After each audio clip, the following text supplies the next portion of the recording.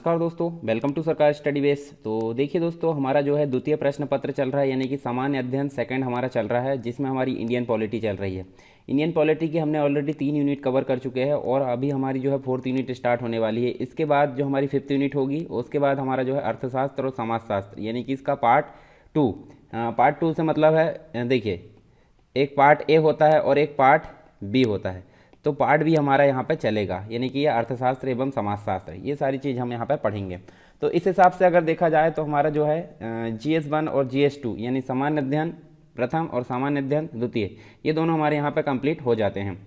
फिर हमारा जो है चौथा पेपर या फिर हम पांचवा पेपर, दोनों में से जो भी अधिक प्रायोरिटी होगी उसके हिसाब से इसको स्टार्ट कर देंगे। तो चलिए यहाँ देख लेते हैं हम 4th यूनिट। ये सारा पैटर्न आपको पता होगा, किस किस प्रकार से जो है आपके क्वेश्चन आएंगे, वो सारी चीज़ आपको देखने को मिलेंगे। देखिए आप जो है अगर MPPSC की तैयारी कर रहे हो सीरियसली, तो आप डिस्क्रिप्शन बॉक्स में चैनल की लिंक दी है, टेलीग्राम चैनल की और ग्रुप की, उत्तर लेखन जो ग्रुप है आंसर राइटिंग प्रैक्टिस के लिए, तो उसकी लिंक भी आपको डिस्क्रिप्शन बॉक्स में मिल गई है। ठीक है, तो वहाँ से आप जाकर इसको ज्वाइन कर सकते हैं। देखिए होगा क्या, प्रतिदिन जो है क्वेश्चन दिए जाते हैं हमारे द्वारा और उसका रिव्यू किया जाता है, आपको किस प्रकार से गलती है, किस प्रकार से सुधार किया जाना चाहिए, सारी चीज़ें।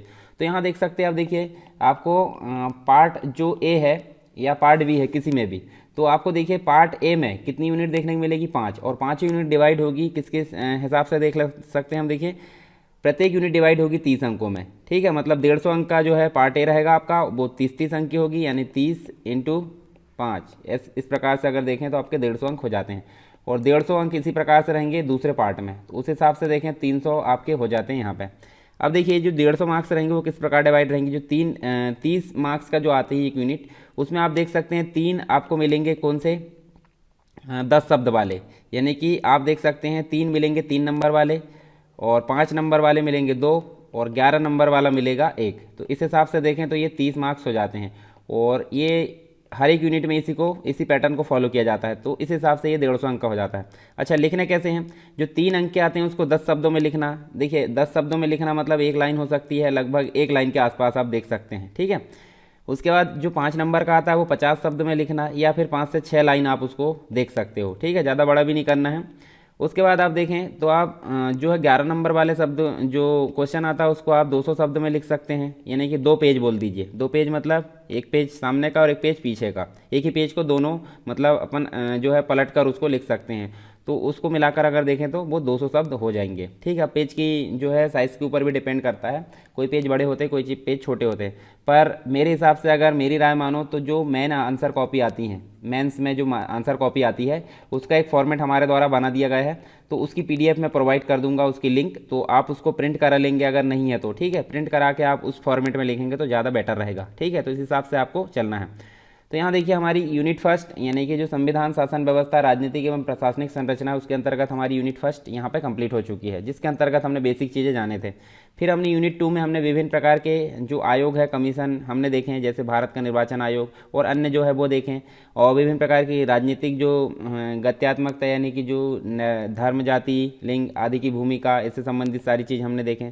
और अभी हमारी जो है 3rd यूनिट एंड हुई है, यानी कि संविधान का 73वां 74वां संविधान संशोधन, ये देख सकते हैं हम, ये सारी चीज़ हमारी यहाँ पे कंप्लीट हो गई है। ठीक है, चलिए अब हमारी जो स्टार्ट होने वाली है, अभी हम करने वाले हैं भारतीय राजनीतिक विचारक। तो कुछ इंपॉर्टेंट विचारक है। देखिए पहले सिलेबस में इस प्रकार की व्यवस्था नहीं थी।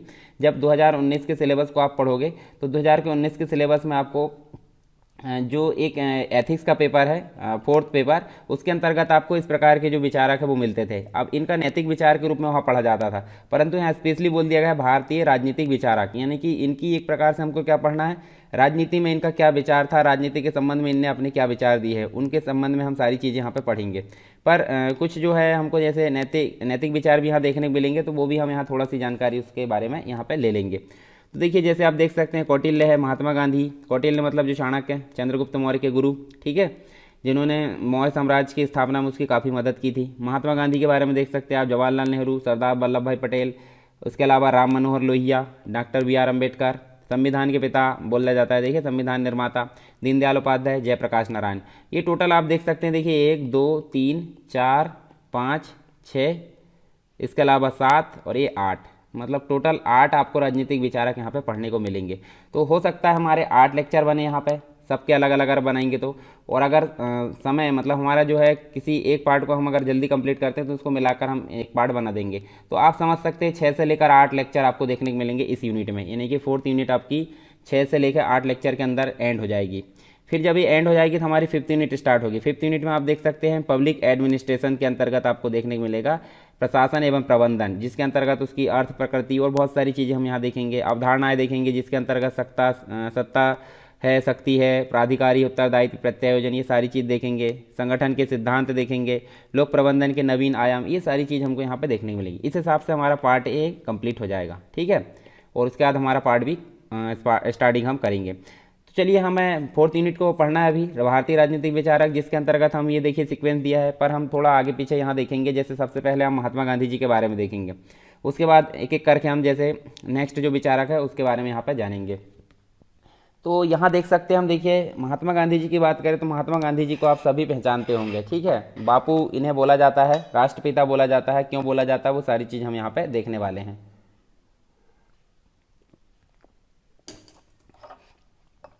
अब यहाँ देख सकते, देखिए इनके परिचय की बात करें तो परिचय में हमको क्या देखना है, जैसे जन्म सबको पता होगा, जन्म कब हुआ था, बचपन से पढ़ते आ रहा है। महात्मा गांधी का निबंध हम लिखते थे तो हमको बचपन से पता होगा। अच्छा, इनका ओरिजिनल नाम आपको पता होगा, मोहनदास करमचंद गांधी, इनका ओरिजिनल नाम हम देख सकते हैं, ठीक है।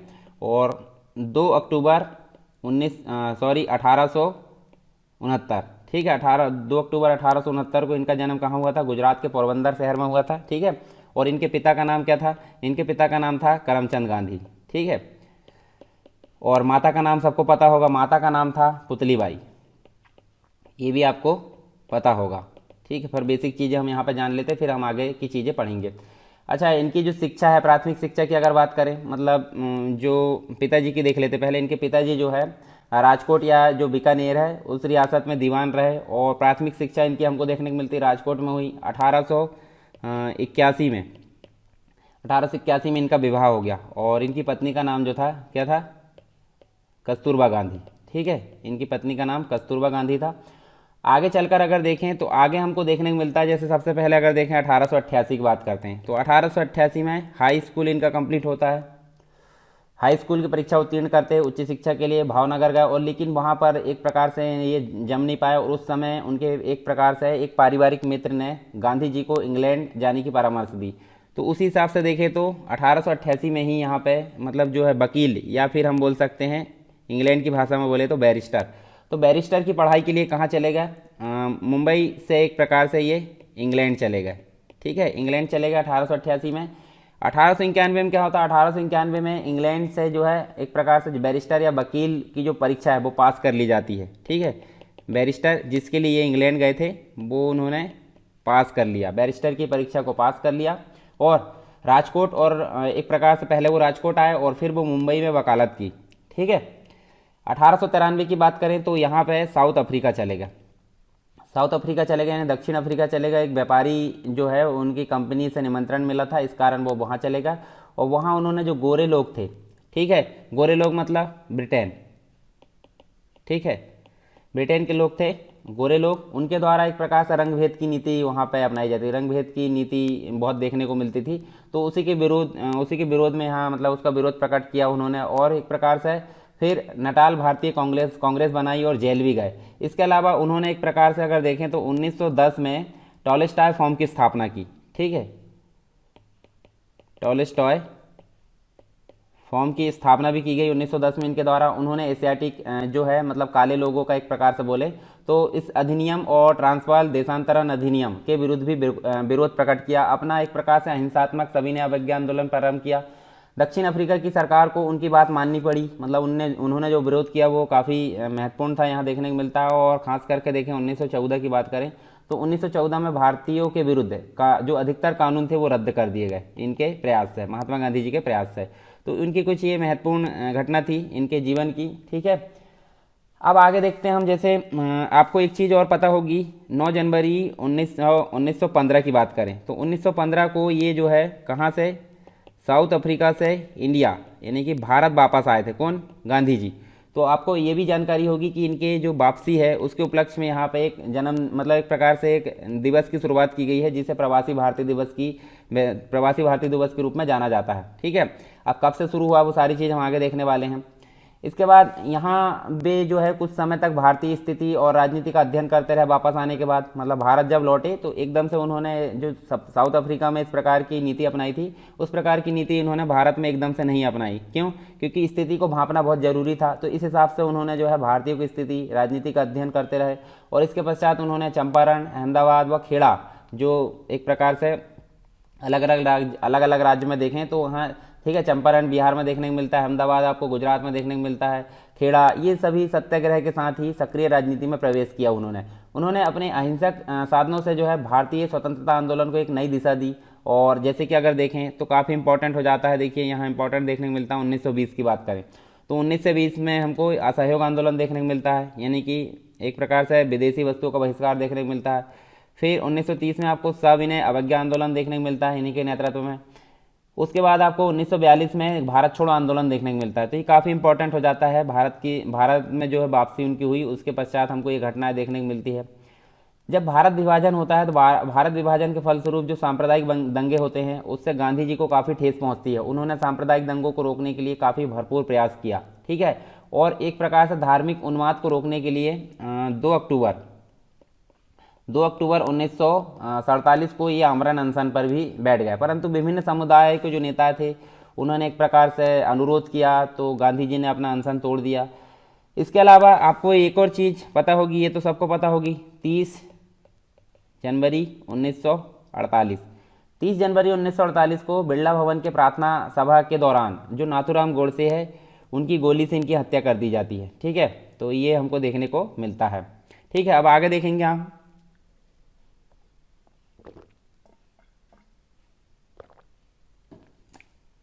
यहाँ देख सकते हैं इनकी वापसी के उपलक्ष्य में देखिए प्रवासी भारतीय दिवस मनाया जाता है। ये लोगो आप देख सकते हैं। और यहाँ देखिए प्रवासी भारतीय दिवस इसका नाम है। और यहाँ मिनिस्ट्री ऑफ एक्सटर्नल अफेयर्स जो गवर्नमेंट ऑफ इंडिया के अंतर्गत विदेश मामले के जो मंत्रालय है उसके द्वारा ये ऑब्जर्व या उसके द्वारा आयोजित किया जाता है। यहाँ देख सकते हैं, देखिए पिछला जो 2019 का देखें तो 21 से 23 जनवरी 2019 को ये मनाया गया था। ठीक है, फर्स्ट टाइम मनाया गया था 2003 में, यहाँ देख सकते हैं। ठीक है, अब महात्मा गांधी जी के कुछ नैतिक दर्शन की बात कर लेते हैं। हालांकि हमको नैतिक दर्शन पढ़ने की आवश्यकता नहीं है क्योंकि हमारा जो है मेन फोकस है राजनीतिक विचारक की श्रेणी में इनको पूछा गया है। ठीक है, गांधी जी को किस हिसाब से पूछा गया है? राजनीतिक विचारक। देखिए गांधी जी का जो दर्शन है, गांधी जी को दर्शन मतलब एक प्रकार से हम बोले तो व्यवहारिक जो आदर्शवाद है उसकी संज्ञा यहाँ दे सकते हैं। और गांधी जी को आदर्शवादी इसलिए मानते हैं क्योंकि उन्होंने भारतीय आध्यात्मिक विचारों को अपने जीवन एवं दर्शन का केंद्र बनाया है। और जो व्यवहारिक है, व्यवहारिक आदर्शवाद से क्या तात्पर्य है? आदर्श को जीवन में, समाज में, राजनीति में इस तरह मतलब एक प्रकार से उन्होंने बोला है कि किस तरह से प्रयोग किया जाता है, ये सारी चीज़ उनके द्वारा बोली गई है। महात्मा गांधी जी ने मुख्य रूप से अगर देखें तो जो वेदांत है, ठीक है, वेदांत के साथ साथ ईसाई धर्म, ठीक है, भगवत गीता जो है हिंदू धर्म की, इसके अलावा अगर देखें तो टॉलस्टॉय जो उनके द्वारा स्थापित किया था, साथ में अगर देखें तो बौद्ध धर्म, तो इन सभी का उनके दर्शन में प्रभाव देखने को मिलता है। गांधी जी के दर्शन में इन सभी का मिश्रण देखने को मिलता है। गांधी जी एक प्रकार से नव्य वेदांत में विश्वास करते थे। वे जगत को भ्रम मानने के स्थान पर ईश्वर की अभिव्यक्ति मानते थे। देखिए ईश्वर के द्वारा रचित जो है एक प्रकार से जो दुनिया है ईश्वर के द्वारा रचित है, ऐसा उनके द्वारा माना जाता था। और प्रकृति के कण कण में ईश्वर व्याप्त है, ऐसा गांधी जी कहते थे। और इस रूप में प्रत्येक मानव में ईश्वर है, मतलब जो व्यक्ति है वो ईश्वर की ही एक प्रकार से छवि हम बोल सकते हैं। ठीक है, अतः अन्य जो वेदांत है दार्शनिकों की तरह उनका भी मानना था कि मानव सेवा ही ईश्वर सेवा है। और गांधी जी का मत एक और था कि ईश्वर की आवश्यकता मात्र जो है बौद्धिक नहीं है, बल्कि जीवन में शांति व संबल के लिए भी ईश्वर की आवश्यकता है। लेकिन यह जो शांति है, मतलब जीवन में शांति और संबल है, वो उसकी मतलब एक प्रकार से वो संभव कब है? तो उन्होंने बोला है जब मनुष्य जो है ईश्वर के साथ संबंध हो और ईश्वर व्यक्ति पूर्ण हो। ठीक है, गांधी जी ईश्वर भक्ति एवं उसकी अनुकंपा को ही मोक्ष का साधन मानते थे। ऐसा गांधी जी का कुछ नैतिक दर्शन हमको देखने को मिलता है। तो यहाँ देखिए एक चीज़ हमको देखने को मिलती है, सत्य ही ईश्वर है। तो गांधी जी का कहना था कि सत्य ही ईश्वर है। उन्होंने सत्य को ईश्वर से ज़्यादा महत्व जो सत्य है, सत्य को ईश्वर से ज़्यादा महत्व इसलिए दिया है क्योंकि यहाँ हमको कुछ चीज़ें देखने को मिलती है, जैसे कट्टर धार्मिकता। मतलब कट्टर धार्मिकता के कारण हमको समाज में काफ़ी यहाँ पे दंगे देखने को मिलते हैं, ठीक है। और इस कारण गांधी जी ने ईश्वर के बदले सत्य को मान्यता देना अधिक उचित समझा है। इसके अलावा विवेक शक्ति या तार्किक शक्ति की बात करें तो जो विवेक ईश्वर है या तार्किक शक्ति उसकी सत्ता में संदेह कर सकता है, किंतु सत्य की सत्ता में कभी संदेह नहीं कर सकता। तो इसलिए उन्होंने जो है सत्य को बड़ा माना है ईश्वर से, क्योंकि विवेक का उद्देश्य, जो तार्किक शक्ति उसका उद्देश्य सत्य ही प्राप्ति है। जो मानव की सेवा नहीं कर सकता वो है सही अर्थ में धर्मात्मा भी नहीं बन सकता। तो इसलिए उनका कहना है कि मानव सेवा ही सबसे बड़ा धर्म यहाँ पे उन्होंने माना है, ठीक है। तो सत्य को ईश्वर उन्होंने माना है, मतलब सत्य को ईश्वर से बड़ा दर्जा यहाँ पे गांधी जी के द्वारा दिया गया है। और गांधी जी के अनुसार धर्म का उद्देश्य सत्य या ईश्वर की प्राप्ति है यहाँ पे। और सत्य या ईश्वर को प्राप्त करने के लिए मानव को अपनी तृष्णा जो है, वेदना, इससे ऊपर जाना होगा। ईश्वर को प्राप्त करने के लिए ईश्वर की सृष्टि, और सृष्टि मतलब उसकी जो रचना है, मतलब जो पृथ्वी है उसके द्वारा जो भी चीज़ें बनाई गई है और उनके द्वारा जो रचित मानव की सेवा आवश्यक है। यह सबसे बड़ी नैतिकता उनके द्वारा बोला गया है, मतलब मानव सेवा ही सबसे बड़ी नैतिकता है, सत्य ही ईश्वर है। ये सारी चीज़ें गांधी जी के द्वारा कही गई है उनके नैतिक दर्शन में। एक चीज़ यहाँ देखने को मिलती है, उनका पंचव्रत का सिद्धांत देखने को मिलता है, जिसके अंतर्गत देखिए ये चीज़ें आपको याद आ रही होगी, हमने ये चीज़ें पढ़े थे जैन धर्म के अनुसार, है ना। अब जैन धर्म में हमको देखने को मिलता है 4 हमको देखिए यहाँ पे देखने को मिलते थे पहले, परंतु जब महावीर स्वामी जी आए तो महावीर स्वामी जी के द्वारा ये जो है 5वां यहाँ पर ब्रह्मचर्य जोड़ा गया था। तो उसी हिसाब से हमको पंचव्रत का सिद्धांत देखने को मिलता है कहाँ पे, गांधी जी के इसमें नैतिक जो विचार है उसके अंतर्गत। तो देखिए आप देख सकते हैं अहिंसा है, सत्य है, अस्त्य है, अपरिग्रह है और ब्रह्मचर्य है। तो देखो गांधी जी है, गांधी जी के अनुसार अहिंसा जो है सर्वोत्तम गुण यहाँ पे, सर्वोत्तम सद्गुण इनके द्वारा माना गया है, ठीक है। अब यहाँ हम देख सकते हैं जो अहिंसा था, मतलब अहिंसा 2 पक्ष में होता था, जैसे एक था नेगेटिव यानी कि नकारात्मक और एक था पॉजिटिव यानी कि सकारात्मक, या फिर हम बोल सकते हैं इसको निषेधात्मक, इसको नेगेटिव वाले निषेधात्मक, और एक था पॉजिटिव यानी कि भावात्मक इसको बोल सकते हैं। तो जो नेगेटिव था, निषेधात्मक था, उसका अर्थ था कि अहिंसा का एक अर्थ है जैसे हिंसा का निषेध, ठीक है, हिंसा को खत्म करना, ठीक है, एक प्रकार से इसका अर्थ हुआ, अर्थात मन, वचन एवं कर्म से किसी भी प्राणी को कष्ट न पहुंचाना। जबकि जो भावात्मक था यानी कि जो पॉजिटिव वाला था, भावात्मक अर्थ में अहिंसा का अर्थ क्या था, सभी प्राणियों के प्रति प्रेम, दया, सहानुभूति एवं सेवा भाव रखना, ये पॉजिटिव वाले का था, ठीक है। नेगेटिव मतलब खत्म कर दो डायरेक्ट, परंतु पॉजिटिव वाले में सभी प्राणियों के प्रति प्रेम, दया और सहानुभूति एवं सेवा भाव रखना शामिल था। अब यहाँ एक और चीज़ देखने को मिलती है, जो जैन थे यानी जैनियों हम बोल सकते हैं, तो गांधी जी ने जैनियों की तरह अहिंसा का जो शाब्दिक एवं संकीर्ण अर्थ न लेकर उसका व्यवहारिक एवं व्यापक अर्थ लिया, और भी अहिंसा को कमजोरी की निशानी नहीं बल्कि शक्ति का परिचायक मानते थे, क्योंकि इन्होंने अपने जीवन में जो भी काम किया वो अहिंसा के बल पे ही किया है, ऐसा हमको देखने को भी मिलता है। उनका मानना था कि अहिंसा और कायरता समान नहीं है, अगर हमें हिंसा और कायरता में से किसी एक को चुनना हो तो हिंसा को चुनना बेहतर होगा, ठीक है। अहिंसा में नैतिकता व आध्यात्मिकता, जो आध्यात्मिक बल है वो होता है, और जबकि कायरता जो होती है व्यवस्था या दुर्बलता से पैदा होती है। तो उन्होंने बोला है कि अहिंसा ज़्यादा बेटर है, और अगर अहिंसा मतलब हिंसा और कायरता को अगर चुनने को बोल दिया जाए तो कायरता को नहीं चुनना चाहिए, हिंसा को आपको चुन लेना चाहिए। तो इसलिए उन्होंने अहिंसा को कायरता से बहुत अलग यहाँ डिफ्रेंशिएट किया है। इसके बाद हम देख सकते हैं नेक्स्ट जो हमारा जो है पंचव्रत के सिद्धांत में सत्य देखने को मिलता है। सत्य भी एक प्रकार से 2 अर्थों में समझाया गया है। कौन कौन से, एक तो तत्व मीमांसीय दृष्टिकोण देखने को मिलता है और एक नैतिक दृष्टिकोण देखने को मिलता है। तो पहला क्या होता है, तत्व मीमांसीय जो दृष्टिकोण हमको देखने को मिलता है, जिसे हम एक प्रकार से चरम सत्ता कहते हैं। चरम सत्ता मतलब एक प्रकार से जो सत्य है वही ईश्वर है, ऐसा हम मान सकते हैं। एक प्रकार से चरम स्थिति, मतलब इस प्रकार से चरम स्थिति हम बोल सकते हैं, मोक्ष की प्राप्ति बोल सकते हैं। तो सत्य ही ईश्वर इस प्रकार से यहाँ देखा गया है तत्व मीमांसीय दृष्टिकोण में। अब नैतिक दृष्टिकोण की बात करते हैं, तो नैतिक दृष्टिकोण में जिसे हम मूल्य के अर्थ में स्वीकार करते हैं तो उसे नैतिक दृष्टिकोण कहा जाता है। तो देखिए नैतिक दृष्टिकोण से गांधी जी के अनुसार जो है सत्य बोलने का अर्थ था वही बोलना जो शुभ हो। मतलब नैतिक दृष्टिकोण में गांधी जी ने क्या बोला कि बोलो वही जो सही हो, नहीं तो अपनी जो जुबान है वो पैक करके रखिए या बंद करके रखिए, ऐसा गांधी जी का मानना था। मतलब जो चीज़ सही हो वही ये बोलो, मतलब जो शुद्ध हो वही बोलो, जो तथ्य जिस रूप में देखा, सुना, जाना या अनुभव किया जाना चाहिए उसी रूप में, मतलब कोई परिवर्तन या संशोधन किए बिना, किसी प्रकार का परिवर्तन नहीं होना चाहिए, व्यक्त करना ही सत्य होता है। मतलब अंदर जो हमने विचार अभिव्यक्त किए हैं उसको बाहर जैसे कि वैसे ही लाना क्या कहलाता है, सत्य कहलाता है, ऐसा गांधी जी का मानना। यदि मनुष्य अपने व्यवहारिक जीवन में सत्य का दृढ़तापूर्वक पालन करे तो उसे इस समस्या का समाधान स्वतः ही प्राप्त हो जाएगा। और किसी कठिन अवसर पर जो है वास्तव में उसका क्या कर्तव्य होना चाहिए वो भी यहाँ हमको देखने को मिलता है। इसके अलावा गांधी जी जो थे, गांधी जी अहिंसा की भांति सत्य को भी एक प्रकार से व्यापक अर्थ में ग्रहण करते थे और केवल वाणी द्वारा ही नहीं बल्कि विचार तथा कर्म द्वारा भी वो सदैव सत्य के अनुसार आचरण करना अनिवार्य मानते थे। उनका मानना था या उनका मत था कि सत्य के अनुसार आचरण करने के लिए अहिंसा का निष्ठापूर्वक पालन करना भी काफ़ी आवश्यक होता है।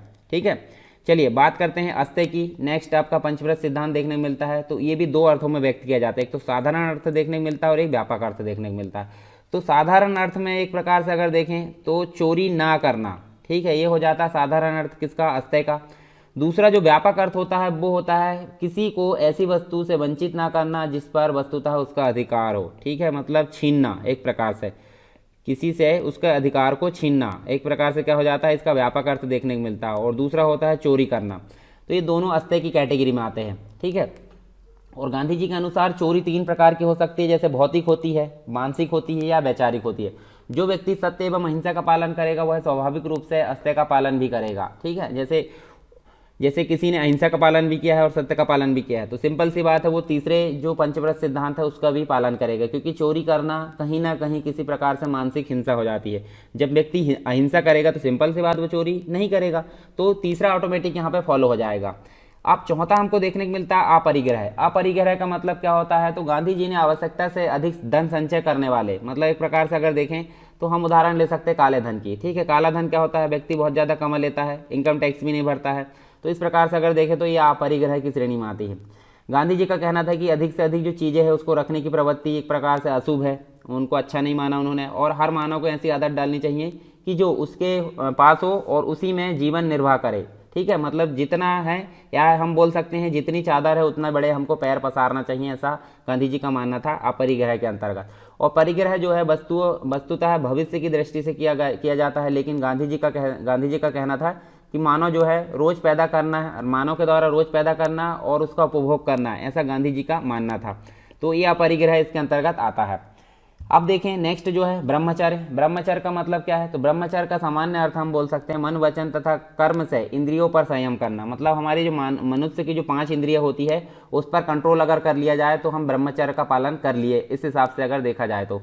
ठीक है, किंतु व्यापक अर्थ में ब्रह्मचर्य का अर्थ क्या है, ब्रह्म की जो है सत्य की साधना में एक प्रकार से चर्या अर्थात ब्रह्मचर्य का आचरण है जो ब्रह्म की खोज के लिए होता है। मतलब ब्रह्म की खोज के लिए जो आचरण हमारे द्वारा अपनाया जाएगा वो कहला जाएगा क्या, ब्रह्मचर्य कहलाएगा। या फिर हम बोल सकते हैं मनुष्य जो है अपनी सभी इंद्रियों पर एक प्रकार से संयम रख लेता है, तो समझ लीजिए वो ब्रह्मचर्य का पालन कर लेता है।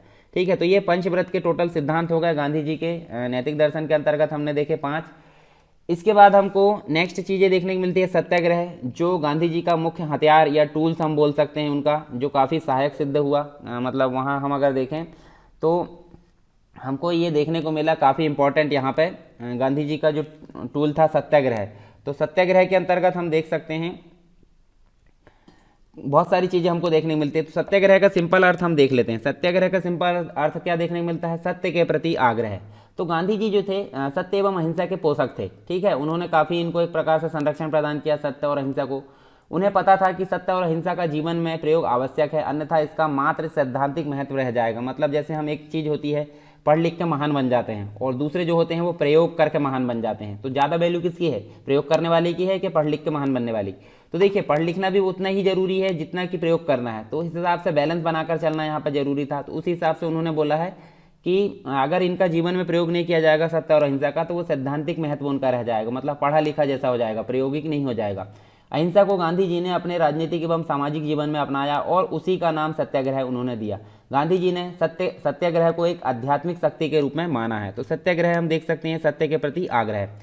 फिर गांधी जी के अनुसार सत्याग्रह का जो पालन है वो वही कर सकता है जो हिंसा की भावना को नाश कर दिए या हिंसा की भावना को उन्होंने नष्ट कर दिया या दमन कर दिया हो। ठीक है, सत्याग्रह एक ऐसी शक्ति है जिसे व्यक्ति या समुदाय इस्तेमाल कर सकता है, लेकिन कमजोर व्यक्ति सत्याग्रह नहीं कर सकता, ऐसा उनका मानना था। वही व्यक्ति सत्याग्रह कर सकता है जिसमें आत्मशक्ति हो, नैतिक बल हो। अन्याय, हिंसा और अत्याचार का सामना करने के लिए गांधी जी ने एक प्रकार से अहिंसक विधि का प्रतिपादन किया, जिसे सत्याग्रह का नाम दिया गया था। मतलब वो एक प्रकार से अहिंसा के बल पर उन्होंने जो है अपने सारे काम कर लिए। अगर वो हिंसा करते तो उनका एक प्रकार से जो उद्देश्य था वो असफल हो जाता। तो यहाँ देखिए गांधी जी सत्याग्रह के लिए पुनर्जन्म को आवश्यक मानते थे। उनके अनुसार सत्य कहा शोधक यह मानकर चलता है कि आत्मा अमर है और यदि इस जन्म में सत्य की विजय नहीं होती है तो अवश्य ही दूसरे जन्म में उसकी विजय होगी। ये सत्याग्रह के पालन के अंतर्गत उन्होंने कहा है। मतलब सत्याग्रह का पालन वही कर सकता है जिसमें एक प्रकार से आत्मशक्ति हो, नैतिक बल हो, और मतलब एक प्रकार से नॉर्मल जो व्यक्ति है वो इस हिसाब से मतलब कमज़ोर व्यक्ति इसका पालन नहीं कर सकता, ऐसा उनका मानना था। अब सत्याग्रह की एक मान्यता है, उसके अनुसार अगर देखें तो मनुष्य जो है अच्छाइयों से युक्त है। मतलब सिंपल सी बात है, मनुष्य जो है अच्छाइयों से भरा हुआ है, ठीक है। और क्योंकि इसमें एक प्रकार से देवत्व का अंश है, और अशुभ या जो बुराई होती है इसलिए वर्तमान में है क्योंकि वह व्यक्ति क्रोध, लोभ, मोह आदि से ग्रस्त है। मतलब देखिए सत्याग्रह के अंतर्गत हम अगर देखें तो व्यक्ति कैसा है, अच्छाइयों से भरा हुआ है, परंतु वर्तमान में हमको क्रोध देखने को मिलता है, मोह देखने को मिलता है, लोभ देखने को मिलता है। तो ये सारी चीज़ अगर व्यक्ति में हो गई है तो समझ लीजिए वो व्यक्ति कैसा है, वो अच्छाइयों से नहीं, वो बुराइयों से भर गया है एक प्रकार से। उसमें देवत्व का अंश तो है, परंतु ये बुरे गुण के कारण एक प्रकार से ये सारी चीज़ों का नाश हो गया है। इसके अलावा आवश्यकता इस बात की है कि उस व्यक्ति के अंदर की जो वर्तमान अच्छाई है उसको भी और अधिक उभारा जाए, जिससे वह क्रोध, लोभ, मोह आदि से मुक्त होकर सत्य को जो है सत्य के रूप में समझे और अपनी कमियों के प्रति एक प्रकार से जागरूक हो या सचेत हो, हम बोल सकते हैं। इसलिए गांधी जी ने सत्याग्रह का आधार मनुष्य के अंदर वर्तमान अच्छाइयों को माना है। इसके अलावा सत्य के लिए जो सत्याग्रही है वो स्वयं कष्ट झेलता है, यानी कि जो सत्याग्रही है वो अपने आप में स्वयं कष्ट झेलता है, ऐसा उनका मानना था। तथा अपने विरोधी को बाध्य करता है इसके लिए कि जो मतलब एक प्रकार से वो आवश्यक जो समझता है उसके लिए विरोधी को बाध्य कर देता है। यही कारण है कि सत्याग्रह को आवर्तन विधि कहा जाता है। और जो बहुत से आलोचक है मतलब जो आलोचना करते हैं उन्होंने सत्याग्रह को बाध्यता की विधि कहा है, लेकिन बाध्यता के नियम में हिंसा युक्त है। मतलब बाध्यता का जो नियम है वो हिंसा से भरा पड़ा है, परंतु यहाँ पे सत्याग्रही जो है वो अहिंसावादी होते हैं। सत्याग्रही का जो उद्देश्य होता है, उसका ध्येय होता है दोषी व्यक्ति को सही रास्ते पर लाना होता है, इसलिए उसका आग्रह जो होता है हृदय से संबंधित है और इसका उद्देश्य हृदय परिवर्तन से होता है। तो ये तो बात की हमने सत्याग्रह के बारे में। अब एक अंतर देखने को मिलता है गांधी जी के द्वारा, तो गांधी जी ने सत्याग्रह और निष्क्रिय विरोध में अंतर यहाँ पे दिया है। तो दोनों के बीच में अंतर क्या क्या होना चाहिए वो हम यहाँ पे देख लेते हैं थोड़ी सी चीज़ें। तो देखिए हमको देखने को मिलता है, पहला पॉइंट हम देखते हैं, सत्याग्रह जो होता है एक प्रकार से सत्याग्रह की अगर बात करें तो ये जो होता है एक प्रकार से निष्क्रिय अवस्था में नहीं होता है, बल्कि कैसा होता है, हिंसा से भी अधिक सक्रिय अवस्था में होता है। जैसे किसी व्यक्ति के द्वारा हिंसा की जाती है तो हिंसा से कोई काम किया जा सकता है, पर हिंसा से भी बड़ा इसको बोला जा सकता है, किसको, सत्याग्रह को, ऐसा उनका मानना था। दूसरी चीज़ उनके द्वारा बोली गई है कि जो निष्क्रिय विरोध है, यहाँ पे निष्क्रिय विरोध की बात की जा रही है, तो निष्क्रिय विरोध में एक प्रकार से शक्ति का प्रयोग होता है।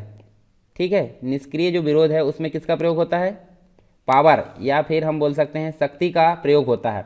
परंतु देखें हम तो जो हिंसा है हिंसा को वर्जित नहीं मानता, बल्कि सत्याग्रह की अगर बात करें तो सत्याग्रह हमको एक प्रकार से किसी भी परिस्थिति में हिंसा का प्रयोग वर्जित मानता है। यहाँ पे क्या होती है, शक्ति या हिंसा का प्रयोग होता है और सत्याग्रह में अहिंसा का प्रयोग होता है। नेक्स्ट जो चीज़ देखने को मिलती है हमको, जैसे निष्क्रिय विरोध की अगर बात करें तो निष्क्रिय विरोध में जो है विरोधी के मन में दहशत पैदा हो जाती है। तो जो निष्क्रिय विरोध है उसमें हमको क्या देखने को मिलती है, दहशत देखने को मिलती है। ठीक है, विरोधी के मन में दहशत देखने को मिलती है, परंतु सत्याग्रह में हमको एक प्रकार से विरोधी के मन में किसी तरह का आतंक और दहशत नहीं देखने को मिलता है। नेक्स्ट चीज़ हमको देखने को मिलती है निष्क्रिय विरोध की। तो निष्क्रिय विरोध एक प्रकार से कानून को भंग करने को लेकर यहाँ देखने को मिलता है। कानून भंग यहाँ पे होता है, कानून का मतलब उल्लंघन होता है, फलस्वरूप इसमें कानून के प्रति वफादारी नहीं रह जाती। और उसी प्रकार अगर सत्याग्रह की बात करें दूसरी तरफ, तो सत्याग्रह में कानून के प्रति कैसा होता है, आदर की भावना देखने को मिलती है। ठीक है, आदर की भावना देखने को मिलती है। सत्याग्रह जो होता है ईश्वर के नियम को एक प्रकार से सबसे ऊंचा मानता है। नेक्स्ट अंतर देखने को मिलता है निष्क्रिय विरोध। तो निष्क्रिय विरोध में हमको देखने को मिलता है जो विरोधी होता है कोई विशेष कार्य के लिए बाध्य कर देता है। ठीक है, तो यहाँ बाध्यता देखने को मिलती है कहाँ पे, निष्क्रिय विरोध में, और इसी कारण इसमें जो है बाध्यता का भाव काफ़ी छुपा होता है और इसमें हृदय परिवर्तन की बात नहीं होती। जबकि सत्याग्रह की अगर बात करें तो सदा दूसरे के हृदय को छूता है, यानी कि एक प्रकार से अगर बात करें तो ये हृदय परिवर्तन से एक प्रकार से भरा पड़ा रहता है, हृदय परिवर्तन की भावना इसमें देखने को मिलती है। नेक्स्ट अंतर क्या देखने को मिलता है, नेक्स्ट अंतर की अगर बात करें तो निष्क्रिय विरोध जो होता है, निष्क्रिय विरोध में हमको प्रेम का उपयुक्त स्थान नहीं रहता। मतलब यहाँ पे जो होता है दया, प्रेम या जो भी हमको यहाँ देखने को मिलता है पॉजिटिविटी, वो यहाँ देखने को नहीं मिलती। परंतु सत्याग्रह में हमको एक प्रकार से ये सभी चीज़ें देखने को मिलती, यानी कि सत्याग्रह में हमको घृणा का कोई स्थान देखने को नहीं मिलता। यहाँ पॉजिटिविटी का देखने को मिलता है और यहाँ नेगेटिविटी का देखने को नहीं मिलता। तो कुछ अंतर थे गांधी जी के द्वारा दिए गए, जो सत्याग्रह और निष्क्रिय विरोध में यहाँ अंतर दिया गया वो हमने यहाँ पर देखें। इसके बाद हम देख लेते हैं कुछ विशेषताएं हमको देखने को मिलती है सत्याग्रह की। तो सत्याग्रह की विशेषताएं हम देख लेते हैं। सबसे पहली बात करते हैं, जो सत्याग्रही होता है उसमें एक अगर देखें तो कार्य एवं जो उसके उद्देश्य होते हैं उसके प्रति वो काफ़ी कैसा होता है, ईमानदार होता है। इसके बाद जो सत्याग्रही होता है वो खुले दिमाग वाला होता है और साथ में सहृदयी होता है, ठीक है, मतलब ये उसमें गुण होना चाहिए। और हृदय परिवर्तन तभी इस संभव है जब ये खुला दिमाग और उसके जो गुण है वो सहृदयी होना चाहिए। तो यहाँ देख सकते हैं हम दो हमको देखने को मिली। फिर उसके बाद सत्याग्रह के लिए जो सत्य है, सत्य उसका मालिक होना चाहिए। दूसरी चीज़ अगर बात करें तो निर्देशक जो होती है, अंतरात्मा उसकी निर्देशक होनी चाहिए। तो यहाँ पे माना गया है, इसकी तीसरी विशेषता है। साथ में सत्याग्रही को एक प्रकार से निर्भय और निस्वार्थी होना चाहिए, उसको विनम्र होना चाहिए। साथ में अगर देखें तो सत्याग्रही को मन, वचन और कर्म से काफ़ी अहिंसक होना चाहिए। सत्याग्रही को अपने व्यवहार और साथ में विचार जो है उसके लिए दृढ़ होना चाहिए। सत्याग्रही के लिए यह भी अनिवार्य होता है कि उसके विचार में कर्मों को एक प्रकार से समरूपता दिया जाना चाहिए। इसके अलावा हमको विशेषता देखने को मिलती है, जो गांधी जी है, गांधी जी ने सत्याग्रही के लिए अपने जो स्वार्थ मूलक जो प्रवृत्तियां है उस पर रोक लगाने की अनुशंसा की है। इसके अलावा गांधी जी की जो अनुशंसा थी उसमें कि सत्याग्रही को अपने व्यक्तित्व के लिए एक प्रकार से अनिवार्य सद्गुण को आत्मसात या ग्रहण करना चाहिए, जैसे कि सत्य है, अहिंसा है, अस्तेय, अपरिग्रह, ब्रह्मचार्य, जो हमने पंचव्रत सिद्धांत देखे हैं वो व्यक्ति के अंदर आत्मसात करने की शक्ति होनी चाहिए, यानी कि इनको अपनाने की शक्ति होना चाहिए। इसके अलावा जो सत्याग्रही है, सत्याग्रह में हम अगर देखें तो सहिष्णुता का गुण भी होना आवश्यक है। सत्याग्रह के लिए आवश्यक होता है कि वह अपने जीवन में विभिन्न जो पाबंदी होती है उसका पालन करे। मतलब अगर किसी मतलब जैसे मान लीजिए अगर किसी प्रकार की पाबंदी लगाई गई है, रिस्ट्रिक्शन लगाई गई है, तो उसका पालन करने की पावर भी होना चाहिए। आज की डेट में हम पाबंदियों को स्वीकार नहीं करते, जबकि पाबंदियाँ जो होती है हमें मतलब काफ़ी गलत रास्ते में जाने के लिए रोकती है। जैसे समय है, समय की जो पाबंदी होती है, तो अगर समय की पाबंदी के अनुसार जो नहीं चलेगा समय उसको पीछे छोड़ देगा। व्यवस्था मतलब जो मैनेजमेंट होती है या फिर जो भी होता है वो उसके अनुसार हम नहीं चलते हैं। सत्याग्रही को ईश्वर में अटूट आस्था रखनी चाहिए, क्योंकि सत्य का जो है ईश्वर में आस्था रहने पर ही सत्य का आग्रह सफल एवं सार्थक हो सकता है। तो ये सारी चीज़ हमको इसकी विशेषता के रूप में देखने को मिलती है। तो देखिए सत्याग्रह की जो विधि है वो क्या क्या होनी चाहिए। तो सत्याग्रह के अंतर्गत यानी सत्य के प्रति आग्रह जो होता है उसको किस किस हिसाब से हम देख सकते हैं, जैसे बातचीत के हिसाब से मध्यस्थता की मांग, आंदोलन एवं प्रदर्शन, आर्थिक बहिष्कार, असहयोग, नागरिक अवज्ञा, सीधी प्रतिवाद क्रिया, कानून की सामूहिक अवज्ञा, उपवास, निष्क्रिय विरोध, हड़ताल, प्रवेश में अवरोध, धरना, कर नहीं देना, ये सारी चीज़ हमको देखने को मिलती है। अच्छा, इनमें से बहुत सारे हथियार जो है गांधी जी के द्वारा प्रयोग भी किए गए, आपको देखने को मिलेगा। जब हम मॉडर्न हिस्ट्री पढ़े थे तो वहाँ हमको ये चीज़ें देखने को मिली थी। इसके बाद गांधी जी के द्वारा एक और चीज़ कही गई है, साधन और साध्य में संबंध। तो देखिए मैं इसके बारे में समझाता हूँ। जैसे साधन की बात करें तो साधन मतलब आप जैसे मान लीजिए आप मोटरसाइकिल से जा रहे हो, ठीक है, मोटरसाइकिल से कहीं जा रहे हो तो मोटरसाइकिल आपके लिए क्या हो गई, साधन हो गई। पर कहाँ जा रहे हो, जैसे मान लीजिए आप भोपाल जा रहे हो, तो भोपाल जा रहे हो, भोपाल में कुछ काम है तो वो हो गया आपका साध्य।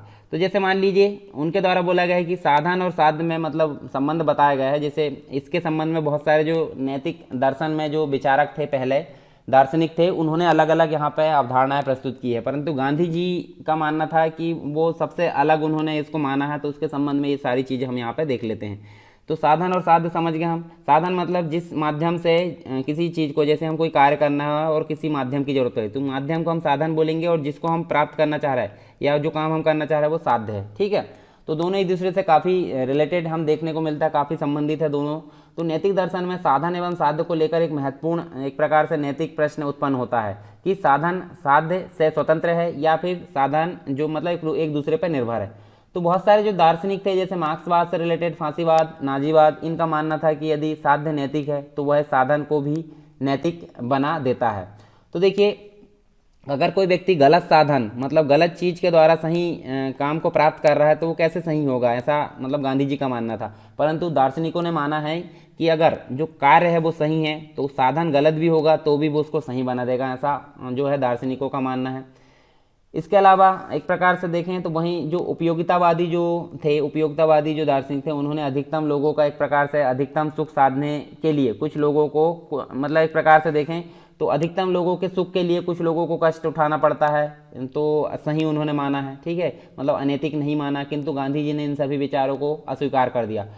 गांधी जी का मानना था कि साध्य अपने आप में कितना पवित्र क्यों ना हो, वह साधन को पवित्र नहीं बना सकता, ऐसा गांधी जी ने माना था। मतलब ये साध्य कितना भी पवित्र क्यों ना हो, वो साधन को पवित्र नहीं बना जा सकता, क्योंकि अगर गलत रास्ते या गलत साधन से आपने इस साध्य को प्राप्त किया है तो ये भी एक प्रकार से साध्य भी कैसा हो जाएगा, अनैतिक माना जाएगा, नैतिक नहीं माना जाएगा। गांधी जी के अनुसार अगर देखें तो गांधी जी ने एक प्रकार से साधन साध्य को पवित्र करता है, मतलब ये साधन जो है वो साध्य को पवित्र करता है, मतलब सही साधन या सही तरीके से आप कोई चीज़ प्राप्त करते हो तो वो पवित्र हो जाती है। तो जैसे हम उसी प्रकार देखें तो जैसा खाओगे अन्न वैसा रहेगा मन, हम देख सकते हैं कहावत भी है। तो जैसा साधन होगा वैसा ही लक्ष्य प्राप्त होगा, ऐसा यहाँ पे इन्होंने बोला है गांधी जी ने। तो अनैतिक साधन को अपनाकर यहाँ पे हम जो है कभी भी उच्च और पवित्र नैतिक लक्ष्य को प्राप्त नहीं कर सकते। गांधी जी का कहना था कि वो कहते थे कि मैं जानता हूँ कि अगर हम साधनों की चिंता रख सके तो ध्येय की प्राप्ति निश्चित है। मतलब साधन अगर हमने कंट्रोल कर लिए, गलत साधन हम अपनाते नहीं हैं और साधनों को हमने मैनेज कर लिया, उसको प्रबंध कर लिया, उसको कंट्रोल कर लिए, मतलब उस पर नियंत्रण कर लिए, तो सिंपल सी बात है हम अपने जो ध्येय है, अपना उद्देश्य, उसकी प्राप्ति निश्चित हम मान सकते हैं। और वो मानते थे कि यह भी एक प्रकार से अनुभव करता हूँ, ऐसा मानना उन्होंने कि जो ध्येय है, मतलब जो लक्ष्य है, लक्ष्य की ओर हमारी प्रगति ठीक उतनी ही होगी जितने हमारे साधन शुद्ध होंगे, ठीक है। मतलब उनका मानना था कि अगर साधन सही है, साधन शुद्ध है, तो हम साध्य के करीब जल्दी पहुंचेंगे। अगर साधन सही है तो, और साधन अनुचित है तो साध्य के करीब पहुंचने में उतनी ही विलंब हो सकता है। नैतिक दृष्टि से मनुष्य के लिए उच्चतम आदर्श यही है कि वह केवल शुभ जो साधन है द्वारा ही शुभ लक्ष्य को प्राप्त करने का प्रयास करे, क्योंकि यही व्यक्ति एवं समाज दोनों के कल्याण का उत्कृष्ट मार्ग हो सकता है। इसके अलावा उनके द्वारा एक और चीज़ हम देखने को मिलती है हृदय परिवर्तन से रिलेटेड, ठीक है। मतलब ये टूल्स उनने अपनाया था, हथियार कौन सा ने, जो अहिंसा वाला था, अहिंसा और सत्याग्रह का, तो उसके हिसाब से जो है ये हमको देखने को मिलता है हृदय परिवर्तन। तो हृदय परिवर्तन जो है गांधी जी के नैतिक दर्शन का प्रमुख विचार माना जाता है, ठीक है। तो प्रमुख विचार हम इसको बोल सकते हैं नैतिक दर्शन का, किसको, हृदय परिवर्तन को, जो सत्याग्रह सिद्धांत के माध्यम से अभिव्यक्त होता है। और जो मार्क्सवादी मानते थे कि मार्क्स का मानना था कि बिना भौतिक परिस्थितियों को बदले हमें किसी विचार को नहीं बदल सकते, मतलब हम जो है किसी विचार को नहीं बदल सकते अगर भौतिक परिस्थितियां नहीं बदल रही तो। जबकि इसके विपरीत गांधी जी का मानना था कि किसी भी व्यक्ति को किसी व्यक्ति के विचार बदले जा सकते हैं यदि उसके पास उपयुक्त परिस्थितियां विद्यमान हो। और गांधी जी का मानना था कि प्रत्येक मनुष्य जो है ईश्वर की अभिव्यक्ति है, मतलब ईश्वर की परछाई है, ईश्वर का ही अंग इसको बोला जाता था मनुष्य को।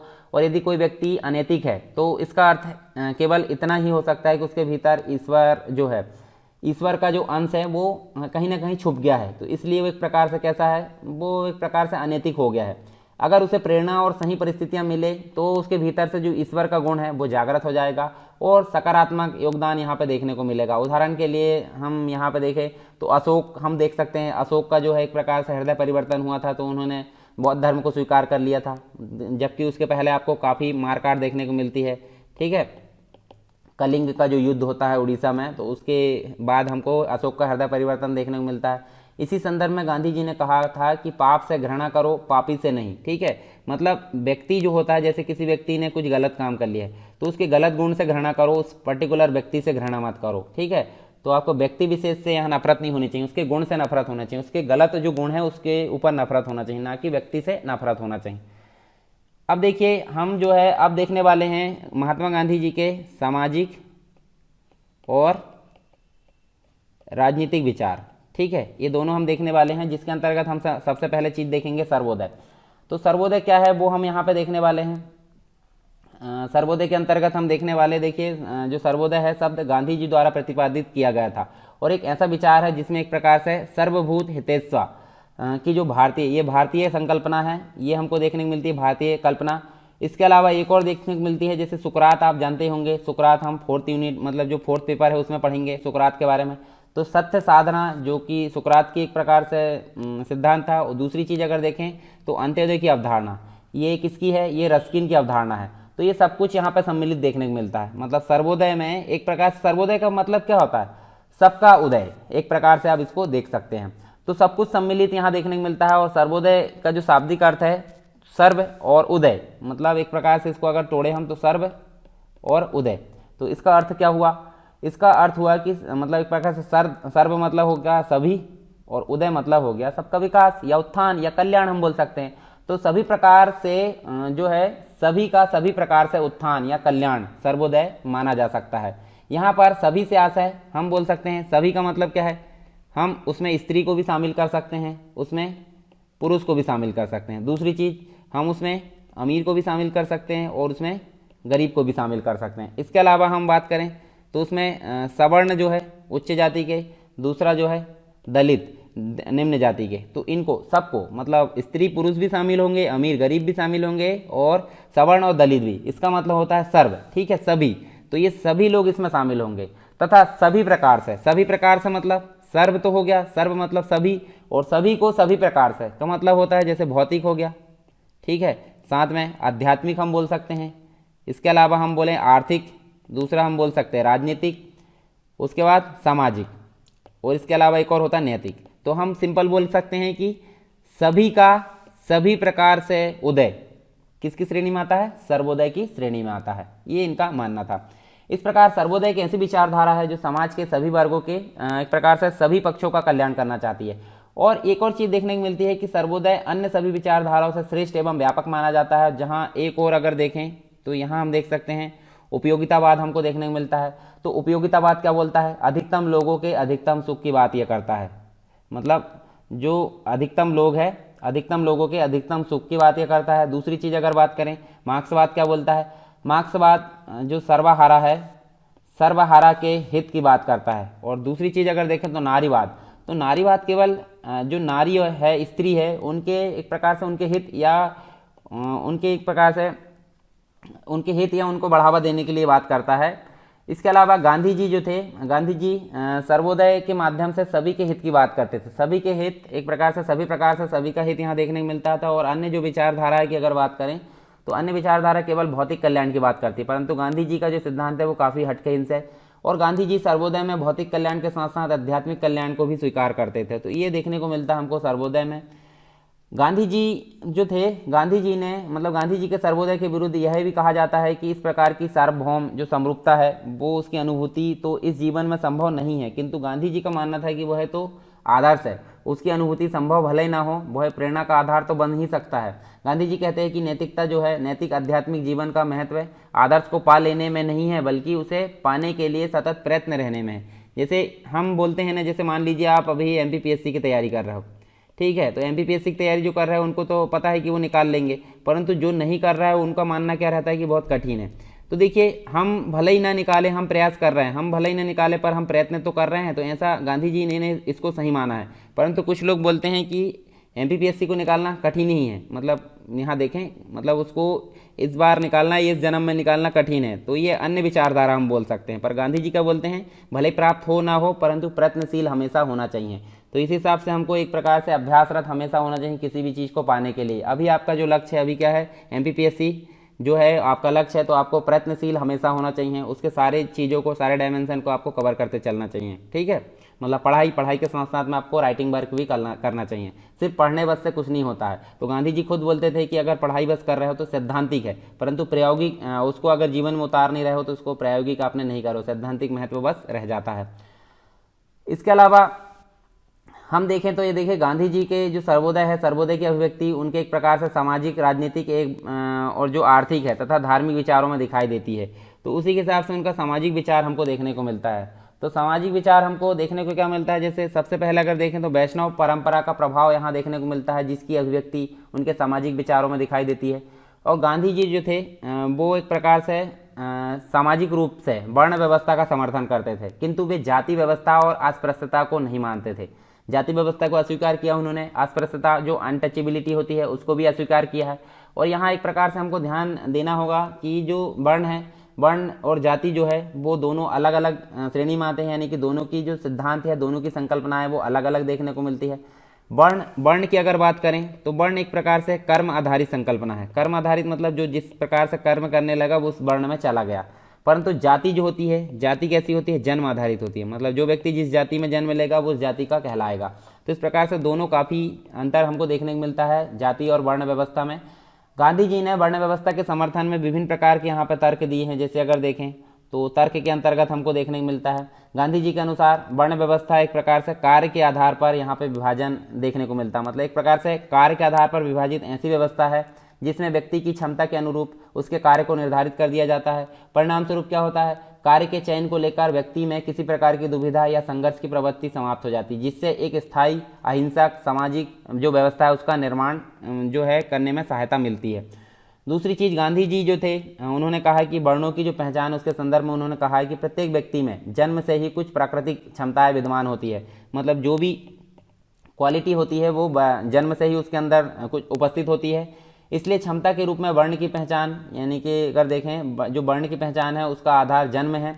आप जिस माता पिता के वर्ण में जन्म लेंगे वही प्राकृतिक क्षमताएं आप में विद्यमान होगी। इस प्रकार गांधी जी ने वर्ण व्यवस्था को वंशानुगत माना है। इस रूप में गांधी जी का यह भी मानना है कि हर व्यक्ति को अपने पैतृक व्यवसाय का ही चयन करना चाहिए। मतलब जैसे अगर पिताजी बिजनेसमैन है तो बच्चे को भी बिजनेसमैन होना चाहिए, इस प्रकार से गांधी जी ने कहा है। इसके अलावा गांधी जी के अनुसार अगर देखें तो गांधी जी ने जो है वर्ण व्यवस्था के संबंध में विभिन्न प्रकार के लाभ यहाँ देखने को मिले हैं, ऐसा गांधी जी के द्वारा बोला गया है। तो वर्ण व्यवस्था से आजीविका सुनिश्चित हो जाती है, ऐसा उनका मानना है। और प्रत्येक व्यक्ति एक प्रकार से अनावश्यक जो प्रतिस्पर्धा है उससे भी यहाँ बच जाता है। नेक्स्ट जो लाभ मिला है, जैसे इससे उसे एक प्रकार से आध्यात्मिक विकास का मौका मिलता है। दूसरा अगर बात करें तो जो पैतृक व्यवसाय है वो अपनाने से उसमें किसी प्रकार की जो प्रशिक्षण उसकी आवश्यकता नहीं देखने को मिलती है। तीसरे अगर देखें तो पैतृक व्यवसाय को अपनाने में उसकी कार्यकुशलता में और अधिक वृद्धि देखने को मिलती है, क्योंकि पिताजी वही काम कर रहा है, वो बचपन से देख रहे हैं, तो उसकी कार्यकुशलता में और वृद्धि यहाँ पे देखने को मिलती है। और गांधी जी ने वर्ण व्यवस्था के समर्थक होने के बावजूद किसी प्रकार से ऊंच नीच, छुआछूत, अस्पृश्यता या फिर श्रेणीकरण जो होता है उस पर विश्वास नहीं किया है। उनका मानना था कि भले ही सभी व्यक्ति अलग अलग क्षमताओं के आधार पर अलग अलग कार्य करते हो, किंतु सभी वर्णों के कार्य का महत्व बराबर होता है। मतलब कोई निचली जाति का व्यक्ति अगर कोई काम कर रहा है तो ऊंचे जाति के जो व्यक्ति है उसके काम से उसकी तुलना उसी प्रकार की जाएगी, मतलब बराबरी से की जाएगी। ऐसा ऊंचा नीचा उसको नहीं माना जाता था, ठीक है। मतलब उसके महत्व जो कार्य है उसके बराबर महत्व दिया है, उनमें किसी प्रकार का श्रेणीकरण संभव नहीं है, ऐसा गांधी जी का कहना था। गांधी जी ने यहाँ तक कहा है कि एक वकील व नाई का जो वेतन है वो समान होना चाहिए, ऐसा उनके द्वारा कहा गया है। इसके अलावा राजनीतिक विचार की अगर बात करें, यहाँ सामाजिक विचार हमने देख लिए, अब राजनीतिक विचार हम यहाँ पे देखते हैं।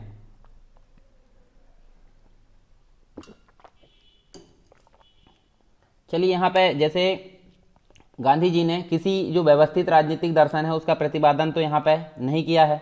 मतलब उनके द्वारा किसी प्रकार का यहाँ पे राजनीतिक जो दर्शन है उसका प्रतिपादन नहीं किया गया है। उन्होंने अपने युग की जो यथार्थ राज व्यवस्था है उसका मूल्यांकन करके उनकी कमियों को उजागर किया है। मतलब जो वर्तमान में जो व्यवस्था चल रही थी उनको एक प्रकार से उनका अध्ययन किया, अवलोकन किया, मूल्यांकन किया और उसके बाद उनकी कमियों को यहाँ पे उजागर किया तथा भारत के संदर्भ में अहिंसक राज्य का चित्र यहाँ पे खींचा। उन्होंने अहिंसक राज्य का एक प्रकार से चित्र या स्ट्रक्चर बनाया।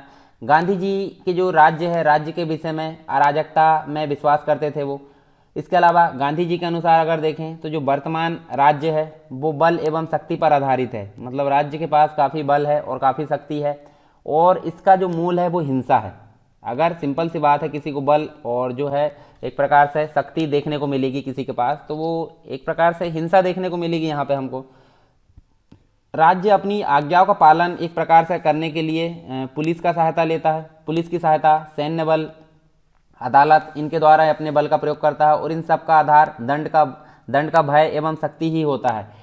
यही शक्ति व हिंसा मनुष्यों की स्वतंत्रता में बाधक होती है। जैसे व्यक्ति को फंडामेंटल राइट मिले हैं तो फंडामेंटल राइट का कोई महत्व नहीं रह जाता जब इस प्रकार की पावर यहाँ पर देखने को मिलती है। एक प्रकार से अगर देखें, मतलब जो मनुष्य है उसकी स्वतंत्रता में बाधक होती है और परिणाम स्वरूप नागरिकों का स्वतंत्र, नैतिक एवं आध्यात्मिक विकास नहीं हो पाता। मतलब जिस हिसाब से व्यक्ति का विकास होना चाहिए, इन पाबंदियों के बावजूद उसका विकास यहाँ पर देखने को नहीं मिलता।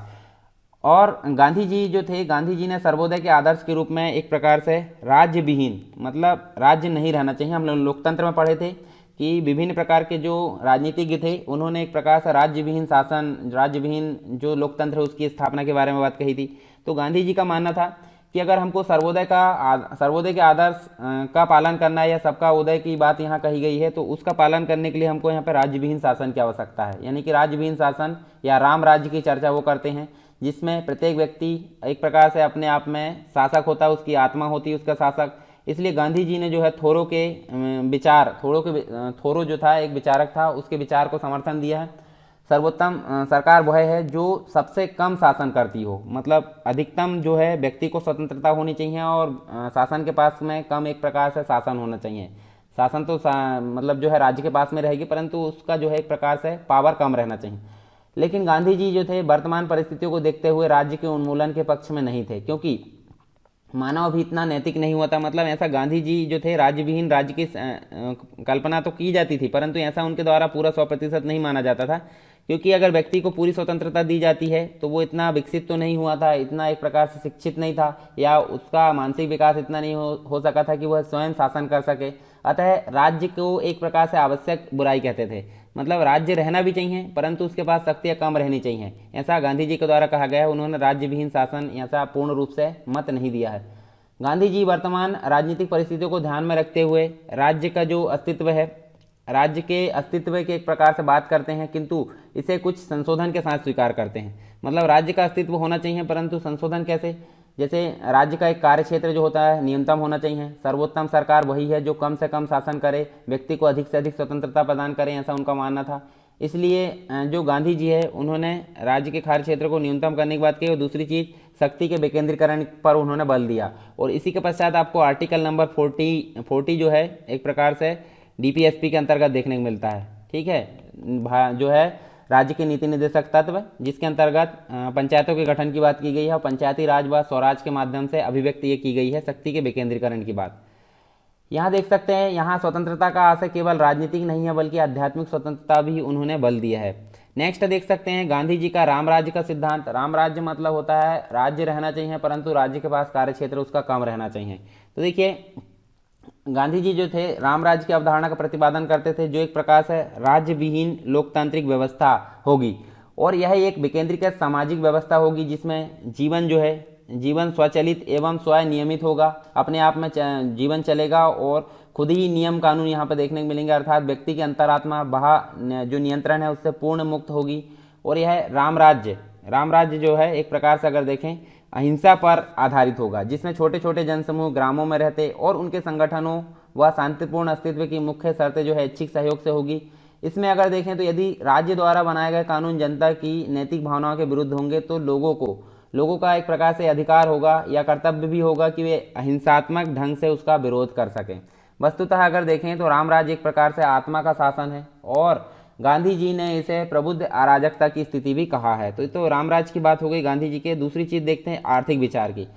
गांधी जी का आर्थिक विचार हमको देखने को मिलता है यहाँ पे। तो यहाँ देख सकते हैं, देखिए आर्थिक विचार के अंतर्गत हमको 4 चीज़ें देखने को मिलती है विभिन्न प्रकार से। तो जैसे रोटी के लिए श्रम सिद्धांत, तो उनका मानना था कि मतलब अत्यधिक श्रम को उन्होंने महत्व दिया गांधी जी ने, और उनका मानना था कि अगर कोई व्यक्ति श्रम नहीं करता है, अगर कोई व्यक्ति कार्य नहीं करता है या श्रम नहीं करता है तो उसको खाने का कोई अधिकार नहीं है, मतलब भोजन का कोई अधिकार नहीं होना चाहिए। और वे श्रम किए बिना खाने को क्या बोलते थे, चोरी करना कहते थे। मतलब जो व्यक्ति श्रम नहीं करता और अगर वो खाना खाता है तो समझ लिए उसने चोरी किया है। समाज में प्रत्येक व्यक्ति को उत्पादन हेतु कुछ ना कुछ श्रम अवश्य करना चाहिए, ऐसा उनका मानना था। इससे वो स्वस्थ भी रहेगा, आत्मनिर्भर भी रहेगा, उसकी आजीविका का अर्जन भी होगा। और गांधी जी का मानना था कि प्रत्येक व्यक्ति को प्रतिदिन कुछ समय एक प्रकार से उनके हिसाब से चरखा चलाना था, परंतु आज की डेट में चरखा तो हमको देखने को मिलता है, परंतु श्रम करना जरूरी है जिससे उसका आध्यात्मिक कल्याण होगा। मतलब हर एक व्यक्ति को यहाँ पे श्रम करना चाहिए, जिससे उसका एक प्रकार से अगर देखें तो उसको यहाँ पे काफ़ी फायदा होने वाला है। इसके अलावा कुटीर उद्योगों का समर्थन उन्होंने किया है। मतलब कुटीर उद्योग समर्थन क्यों किया है, क्योंकि यहाँ व्यक्तियों की संख्या अधिक देखने को मिलती है, और जबकि आज की डेट में अगर देखें तो मशीनों की संख्या हमको ज़्यादा देखने को मिलती है उद्योगों में। तो इसका उद्योगीकरण का काफ़ी विरोध करते थे गांधी जी। तो गांधी जी समाज की इकाई के रूप में स्वायत्त एवं आत्मनिर्भर ग्राम व्यवस्था के समर्थक थे। ठीक है, ऑटोनोमी और जो सेल्फ डिपेंड होते हैं उस व्यवस्था के समर्थक माने जाते थे, और वे ग्रामीण क्षेत्रों में लघु एवं कुटीर उद्योगों का समर्थन करते थे काफ़ी। गांधी जी अत्यधिक औद्योगिकरण को अनुचित मानते थे, और वह केवल ऐसी मशीनों का प्रयोग उचित मानते थे जिनका प्रयोग जनसाधारण के लाभ हेतु किया जा सके, किंतु वह उन क्षेत्रों में भारी उद्योग की स्थापना के काफ़ी विरोधी हुआ करते थे जिसमें मानव श्रम का उपयोग नहीं किया जाता। तो ये देखने को मिलता है, कुटीर उद्योगों का समर्थन उन्होंने किया है। फिर स्वदेशी पर बल। स्वदेशी मतलब जैसे हमको असहयोग आंदोलन भी देखने को मिलता है, तो वो भी इसी विचार पर था। तो गांधी जी का मानना था कि प्रत्येक व्यक्ति को एक प्रकार से स्वदेश में निर्मित वस्तु का ही प्रयोग करना चाहिए। स्वदेशी के माध्यम से एक प्रकार से वह समानता की स्थापना करते हैं, क्योंकि यदि सभी स्वदेशी वस्तुओं का प्रयोग करेंगे तो सबका रहन सहन एक समान होगा। और सामाजिक विषमता समाप्त हो जाएगी। इसके अलावा स्वदेशी से जो है राष्ट्रीय आय में भी वृद्धि होगी, जो नेशनल एक प्रकार से राष्ट्रीय आय है उसमें भी वृद्धि होगी, नागरिकों का सम्मान भी बढ़ेगा, इस प्रकार से उनका मानना था। फिर अगर देखें तो एक और उन्होंने सिद्धांत दिया है न्यास धारिता का सिद्धांत। न्यास धारिता मतलब होता है, आपने सुना होगा, ट्रस्टीशिप का सिद्धांत। ट्रस्टीशिप का सिद्धांत उन्होंने दिया है। तो इसमें क्या होता है देखते हैं हम। जो गांधी जी थे उन्होंने सामाजिक आर्थिक न्याय की स्थापना हेतु इस सिद्धांत को यहाँ पे प्रतिपादन किया था, और इसके माध्यम से वह समाज में व्याप्त जो आर्थिक विषमता थी, मतलब किसी के पास में खाने को पैसे नहीं है और किसी के पास में रखने को जगह नहीं है पैसा, तो इस हिसाब से अगर देखें तो दोनों में काफ़ी विषमता देखने को मिलती है। तो आर्थिक विषमता की जो समस्या है उनको समाधान करने के लिए इस प्रयास को किया गया था, इसका प्रतिपादन किया था। और इस सिद्धांत के अनुसार गांधी जी निजी संपत्ति को मान्यता देते थे, किंतु वे कहते थे कि कोई व्यक्ति अपनी संपत्ति के उतने ही भाग का उपयोग करेगा जितनी उसे आवश्यकता हो। यदि किसी के पास आवश्यकता से अधिक संपत्ति है तो वह अपनी अतिरिक्त संपत्ति का केवल संरक्षक या ट्रस्टी मात्र रह जाएगा, उसकी भूमिका का निर्वहन करेगा जो कि सामाजिक हित में प्रयोग होती है। और ट्रस्टीशिप के सिद्धांत के पीछे अपरिग्रह की अवधारणा विद्यमान थी। अपरिग्रह का मतलब क्या होता है, अपनी ज़रूरत से ज़्यादा संपत्ति को स्टोर या उसको सुरक्षित करके रखना नहीं चाहिए। जैसे आज की डेट में बहुत सारी चीज़ें हमको देखने को मिलती है, जैसे कभी कभी आपको जो है बहुत सब्जियों के दालों के जो भाव है वो बढ़ के दिखते हैं। क्यों दिखते हैं? क्योंकि जब उनकी एक प्रकार से आवक होती है तो उस समय बड़े बड़े जो व्यापारी होते हैं वो स्टोर करके रख लेते हैं गोडाउन में, और जब स्टॉक ख़त्म हो जाता है तो अपने स्टॉक को धीरे धीरे मार्केट में लाते हैं। तो एक प्रकार से क्या हो गया, ये मतलब लाभ कमाना, मतलब बहुत ज़्यादा अपनी क्षमता से ज़्यादा स्टोर करके रख लेना, ये बोला गया है। तो परंतु गांधी जी ने इसको न्यास धारिता का सिद्धांत यहाँ प्रतिपादित किया अपरिग्रह के सिद्धांत को देखते हुए। यहाँ पर गांधी जी के अनुसार अगर देखें तो ट्रस्टी का एक प्रकार से जनता के अतिरिक्त अन्य कोई उत्तराधिकारी नहीं होगा, और इस प्रकार गांधी जी अनर्जित आय, या हम बोल सकते हैं अनर्जित आय तथा उत्तराधिकार के परिणाम स्वरूप बढ़ने वाली जो अमीरी है उसको रोकने के लिए ट्रस्ट की संपत्ति पर राज्य का नियंत्रण स्थापित किए जाने का समर्थन करते थे। संपत्ति के अधिकार का औचित्य केवल सर्वोदय के आधार पर ही निर्धारित किया जा सकता है। इसके अनुसार अगर देखें तो मतलब जो गांधी जी उनके अनुसार यदि संपत्ति का समान वितरण संभव नहीं हो पाए तो संपत्ति का न्यायोचित वितरण किया जाना चाहिए, मतलब राज्य के द्वारा इसका वितरण किया जाना चाहिए। और उल्लेखनीय बात यह है कि साम्यवाद भी यही मानता था कि समस्त संपत्ति पर समाज का अधिकार होगा तथा उसका प्रयोग सामाजिक हित में किया जाएगा, किंतु यह साम्यवाद पूंजीपतियों के विनाश के लिए शक्ति एवं हिंसा का प्रयोग करना चाहता है। वहीं गांधी जी का मानना था कि सर्वोदय के माध्यम से पूंजीपतियों का हृदय परिवर्तन करना चाहिए। ठीक है, मतलब वो पूंजीपतियों का हृदय परिवर्तन करना चाहते थे, और वह वर्ग संघर्ष की बजाय वर्ग समन्वय में विश्वास करते थे। मतलब संघर्ष पर बल नहीं दिया उन्होंने, समन्वय या सामंजस्य को बैठाने में बल दिया है।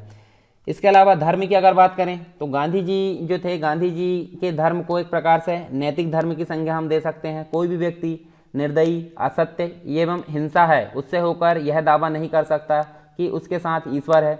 मतलब कोई व्यक्ति अगर ऐसा करता है कि वो निर्दयी है, मतलब किसी के ऊपर दया व्यक्त नहीं कर रहा है, असत्य बोल रहा है और हिंसा का प्रयोग कर रहा है, तो इन सभी का प्रयोग करके वो ऐसा दावा ठोक नहीं सकता वहाँ कि उसके साथ ईश्वर है, क्योंकि इस स्थिति में ईश्वर वहाँ पर उपस्थित नहीं रहते हैं। जैसे ही हम नैतिकता को खो देते हैं तो हम धर्म से हट जाते हैं। ठीक है, नैतिकता अगर अपना रहे तो हम धर्म के पथ पर है, और अगर नैतिकता को हमने खो दी यानी कि धर्म के पथ से हम हट गए हैं।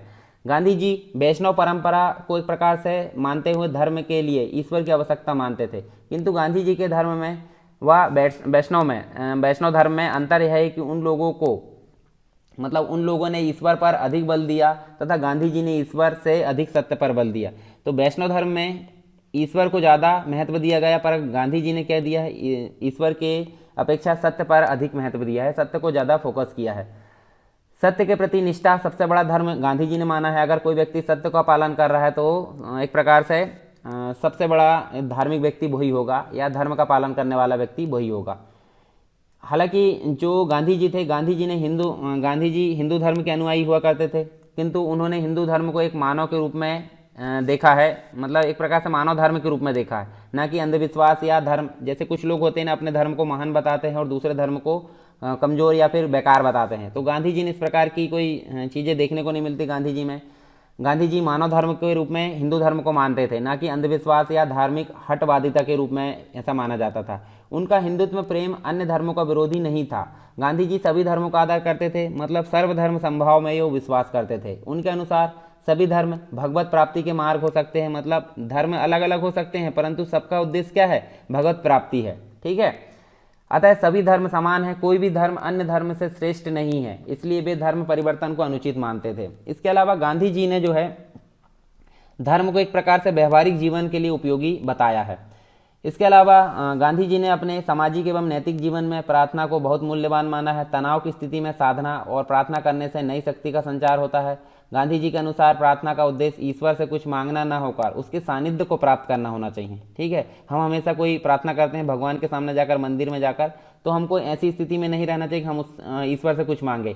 हमको ईश्वर से यही मांगना चाहिए कि भगवान मतलब हमको हमेशा अपनी शरण में बनाए रखना, ऐसा मानना चाहिए। ठीक है, ऐसा गांधी जी ने माना है। और गांधी जी के अनुसार धर्म का मूल उद्देश्य मानव की सेवा करना होता है। ठीक है, तो ये उनका धर्म था। तो ये सारी चीज़ हमने देखे यहाँ पे गांधी जी के अनुसार। अब हम एक बार देख लेते हैं गांधी जी के बारे में हमने क्या क्या चीज़ें यहाँ पे पढ़े हैं विस्तार से, तो वो सारी चीज़ हमारे यहाँ पे क्लियर हो जाएगी। ठीक है, लगभग 1 घंटे के आसपास आपका लेक्चर होने वाला है। तो यहाँ देख लेते हैं, हमने देखिए पहले राजनीतिक विचारक के रूप में हमने देखा है गांधी जी के बारे में। उसके बाद हम देखेंगे डॉक्टर B.R. अम्बेडकर जो संविधान निर्माता थे। ठीक है, तो हमारा यहाँ देखिए भारतीय राजनीतिक विचारक हमारे चल रहा है, तो जिसके अंतर्गत हमने बापू यानी राष्ट्रपिता जो महात्मा गांधी उनके बारे में पढ़ा। ठीक है, उनके कुछ परिचय देखें, साथ में उनका कुछ जो है एक प्रकार से जीवन के कुछ घटनाएं, जैसे कि 1988 में 1991 में उनकी शिक्षा से रिलेटेड उनके कुछ कार्य है वो हमने देखे यहाँ पे।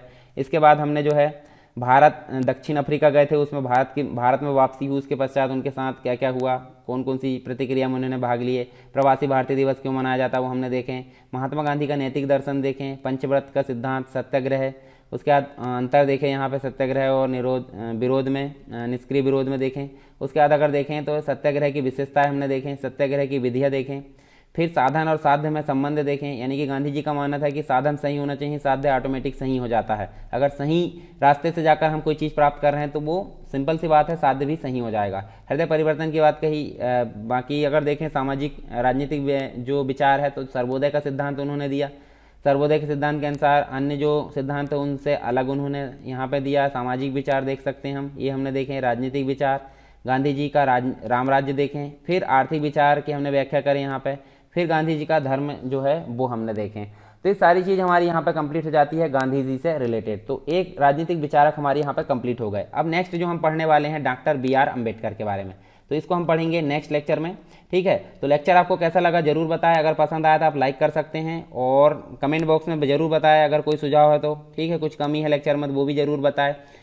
शेयर करना ना भूले, लोगों तक पहुंचाए। जैसे आपको फ़ायदा हो रहा है इससे तो आप दूसरों को भी फ़ायदा पहुंचाए, दूसरे तक पहुंचाने का इसका आपका कर्तव्य होना चाहिए। और एक और चीज़ इंपॉर्टेंट, आप अगर टेलीग्राम ग्रुप और चैनल से नहीं जुड़े हो तो आप जुड़ सकते हैं, क्योंकि उससे आपको बहुत फ़ायदा होने वाला है। वहाँ आपको डेली आंसर राइटिंग देखने को मिलती है और जो चैनल है उसमें आपको स्टडी मटेरियल बहुत सारा देखने को मिलता है। तो ये सारी चीज़ हमको यहाँ पर देखने को मिलेंगी।